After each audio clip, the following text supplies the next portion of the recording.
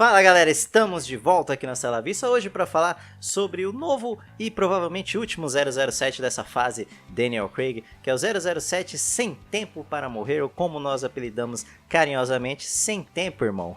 A gente vai saber como eles abordaram, como eles prepararam o terreno para essa despedida do Daniel Craig, o que funcionou, o que não funcionou tão bem nesse filme. Vamos bater um papo aí sobre esse novo 007.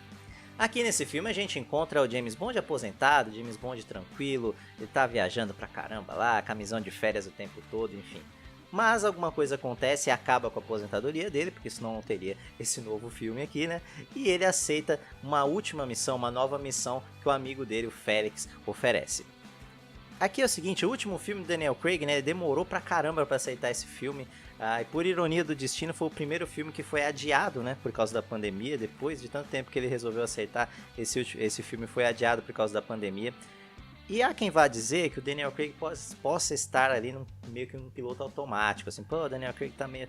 Cara, esse é o personagem, né? Se você acompanha os filmes aí, você vai ver que esse 007 ele é diferente, né? Ele é aquele brucutu, ele é aquele cara que não é tão garboso, né? Ele é um cara meio amargurado, inclusive, né? Não é aquele cara tipo o Sean Connery, que pegava 5 por filme ali. Ele ainda tá sentindo falta lá da Vesper, da Eva Green, né? Quem não sentiria falta da Eva Green, né? Inclusive, aliás, por isso, eu recomendaria quem for assistir esse filme, é bom ver os outros filmes, viu? Não é aquele filme que funciona tão bem sozinho, não.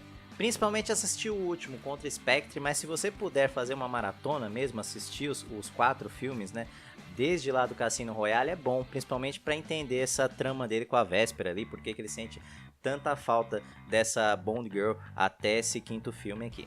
Eu confesso que tem alguns momentos do filme ali que eu fiquei me sentindo assistindo um novelão, assim, né? Um dramão, e vai ter beijo, e sobe a trilha sonora, enfim, e dá um close ali. Mas eu acho que isso tem um pouco é um pouco proposital nos filmes do 007, né? Eles brincam um pouco com esse fato desse personagem que o Daniel Craig interpretou, dessa versão do personagem ser um pouco mais realista.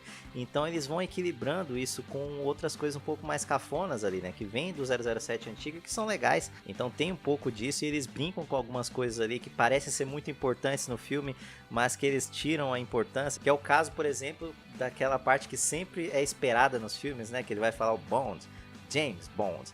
Isso acontece no filme numa hora em que o cara tá cansado de falar, o 007 tá cansado de falar isso, e a pessoa que tá escutando não tá nem aí, tipo... Cria-se um clima de que aquilo é muito importante, mas os próprios personagens ali dentro da cena não dão importância pra isso, e é uma das melhores piadas do filme. Inclusive tem muitas piadas rápidas, boas ali, né? Eles brincam muito com esse encerramento da franquia, com algumas coisas que as pessoas dão muita importância dentro desse filme, que os próprios personagens não dão tanta importância, enfim, tem umas sacadas muito boas ali.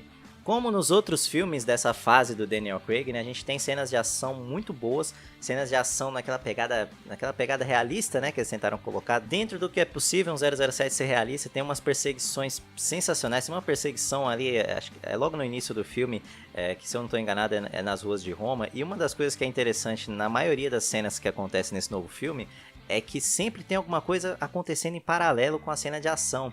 Nessa perseguição, você tá ali com eles, uma puta perseguição, umas ruas estreitas, enfim, o 007 mandando ver ali, e dentro do carro tá acontecendo uma tensão ali que você tem que entender por quê. Você tem que tentar entender o que tá acontecendo, se é o que parece ser, enfim. São duas coisas acontecendo ao mesmo tempo que dão uma adrenalina diferente pra ação ali, né? Tem um momento que ele vira meio que um Rambo ali, tem muitas referências de outros filmes e do próprio 007.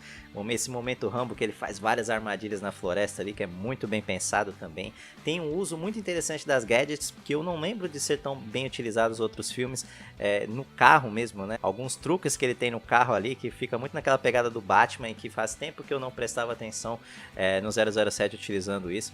Mas a melhor cena de ação pra mim desse filme é uma cena mais pro final do filme, que ela é videogame puro, e a gente sabe que os games do 007 fizeram história, né? São bons, quem lembra lá do Nintendo 64 sabe do que eu tô falando. Que ele pega ali numa cena, ele vai subindo um edifício, né, pelas escadas, e vai fase a fase ali aparecendo inimigo. Cada andar que ele chega tem alguém saindo por porta, tem alguém descendo da escada, e você vai junto com ele ali, você vai meio que a câmera quase que no ombro dele ali. A hora que chega esse novo inimigo, você sai de lado e começa a assistir, e aí tem tiro, tem luta corpo a corpo, a logística da cena é muito boa, você consegue entender tudo, apesar dela parecer ser meio complexa, você consegue entender tudo. Então é uma cena assim que eu acho que vale pelo filme inteiro. Se você tiver alguma dúvida das outras cenas de ação, eu tenho certeza que vai chegar nessa cena, você vai curtir.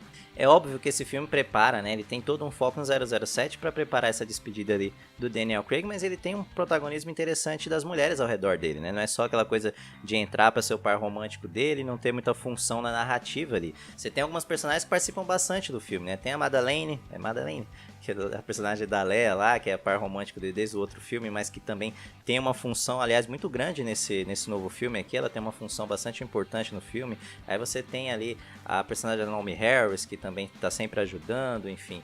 Tem a nova personagem da Ana de Armas, que aparece pouco, mas que, enfim, também é uma entrada ali que não é necessariamente para ser um par dele.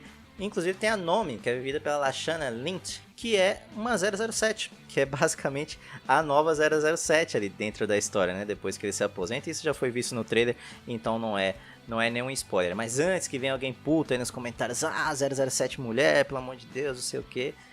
Calma, eu acho que isso não vai acontecer, inclusive porque os produtores falaram que isso não faz sentido para eles, né, inverter esse personagem, colocar uma mulher para ser o 007, que eles acham que devem ter personagens femininos interessantes para as mulheres interpretarem, não ter que fazer isso com um personagem masculino.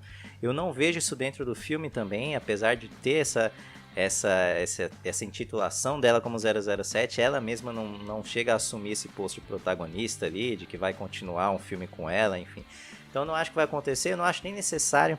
Eu sou muito da opinião dos produtores, eu acho que devem ter personagens mulheres interessantes, devem ter filmes de ação com mulheres que sejam interessantes, né, como Atômica, como esse filme recente da Netflix aí que é muito bom, mas que esse hate é desnecessário, né? Vai ser um hate tanto para a franquia quanto para a atriz, que é muito boa, inclusive eu gosto dela.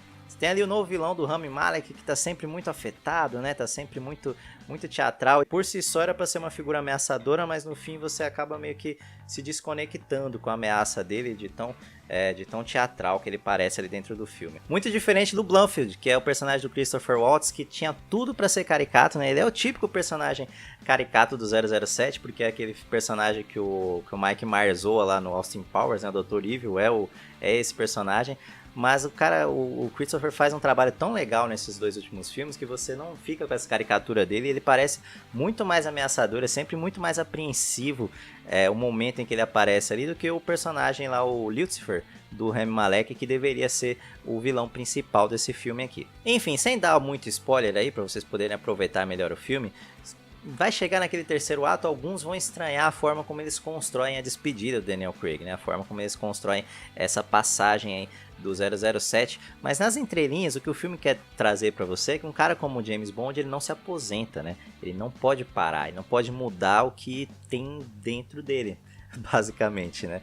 E tudo que ele toca, tudo que está ao redor dele é afetado pelo que ele faz, pelo que ele já fez. Então ele não tem como ter paz se não for através do serviço, se não for através das missões dele. Enfim, é uma despedida bastante digna para uma fase da franquia que com certeza vai ficar na história. Muita gente vai lembrar daqui a 20, 30 anos dessa fase do 007, porque é muito diferente, porque ela mudou alguns estereótipos do 007, trouxe uma ação um pouco mais moderna para a franquia, enfim, acho que ela mudou um pouco a cara, inclusive, do cinema de ação aí dos anos 2000, né? Principalmente esse 007 acabou inspirando muita coisa, ele já veio inspirado, né, da franquia Bourne, por exemplo, e veio a inspirar outros filmes. Então agora é só esperar ver o que vai acontecer aí. Dificilmente vai ficar muito tempo sem um 007, né? Em breve a gente vai ver alguém com o Smoking lá e fazendo as missões para a Rainha da Inglaterra. Até lá, esse é o último filme da fase Daniel Craig e eu acho bastante digno para a despedida dele. E é isso aí, galera, esse foi o review sobre o 007 Sem Tempo para Morrer. Se você já assistiu o filme, deixa aí nos comentários o que você achou, se você concorda com o que eu falei, se não concorda, tá tudo certo. Se você não é inscrito no canal, gostou desse vídeo aqui, vão aparecer outros vídeos para você continuar assistindo, não saia sem ver outros vídeos. Se você já é inscrito, sempre considere a possibilidade de ser membro aqui do canal, de ajudar esse projeto para ter uma regularidade bacana aí. E a gente se vê na próxima. Hasta la vista, tchau!